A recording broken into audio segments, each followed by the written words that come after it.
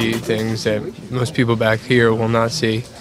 I'll see things that people back home won't have to deal with. Everybody's going to come back changed, but hopefully people could, or I can help even, the stress level to be moderate. Two of our brave men in uniform discussing concerns about post-traumatic stress disorder, or PTSD. It's a condition that can emerge after a terrifying event such as a terrorist attack or involvement in combat. And dealing with PTSD is a continual challenge for many of our military veterans, especially with Independence Day just a few days away.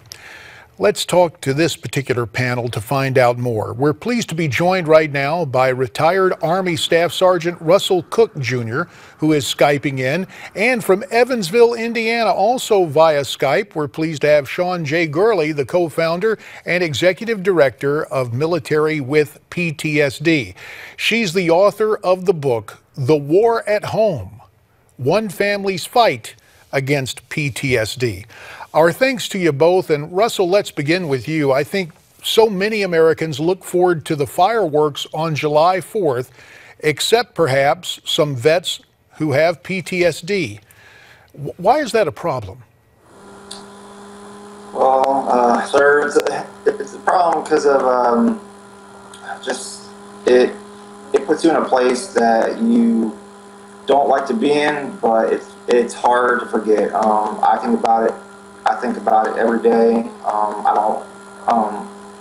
It's something that I don't want to think about, but it's something that I just can't forget about. And the fireworks themselves has put me in a very high stress level, and makes it very uncomfortable for myself. Well, I can imagine that. I can imagine that, Russell, and I'd be remiss if we did not say to you, we thank you for your service. Shawn, you wrote the book. Your organization, Military With PTSD, distributing signs that say, please be courteous with fireworks. Shawn, how would you define courteous? Courteous means on any other day other than July 4th, because on July 4th, the fireworks are expected, but any other day, if you're going to set off fireworks, courteous just means give the veterans a heads up. Let them know, hey, I'm getting ready to set off some fireworks, or I'm going to be, people are coming over at this time, we're going to be setting off fireworks. That way, the veteran can get in the mindset of knowing that there's going to be fireworks, because the problem is always the unexpected fireworks. The big fireworks shows don't seem to be as near big of a problem as the unexpected. Whenever you're sitting on the couch, watching the news, and all of a sudden you hear this bang outside your house, and the veterans, they're pushing their families on the floor and, trying to cover them, because they don't know. It's the unexpected that really is what gets them. And that's exactly what we're trying to raise the awareness about, and asking people to be courteous towards that. Just give them a heads up.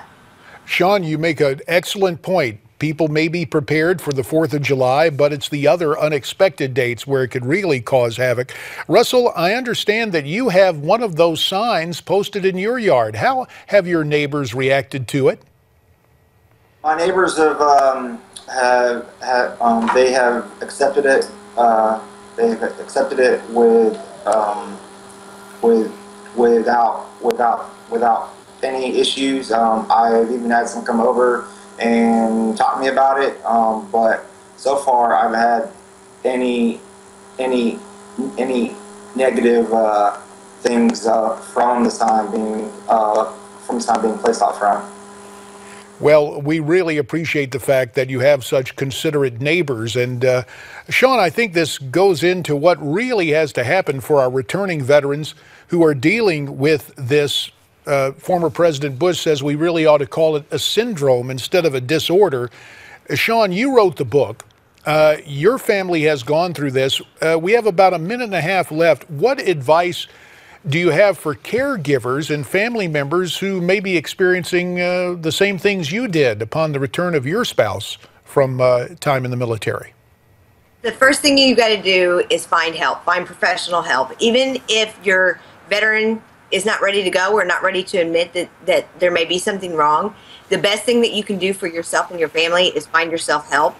And then second would be to learn, good self-care, learning to set healthy boundaries, taking care of yourself and taking care of your family without becoming dependent or letting the sickness control your life and your family. Well, Shawn Gourley, you were here on the home front, and you have been dealing with this. The name of the book, again, is The War at Home, One Family's Fight Against PTSD. And to retired U.S. Army Staff Sergeant Russell Cook, Jr. Russell, we appreciate your service, and we understand full well that it is that service that allows us to celebrate July 4th. We hope whatever challenges you encounter, that you will meet them with success.